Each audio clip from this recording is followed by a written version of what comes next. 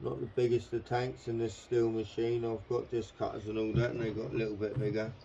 Last a little bit longer, but do the trick. She'll run for long enough on this little garden, that's for sure. Won't have to fill her up for a little while. Ta-da! But that's it. What you want to do, you want to shake up the two-stroke and the fuel. There she is. And let's see if this puppy will start. Couple of pumps on the old pumper. Bit of choke. Bit of start.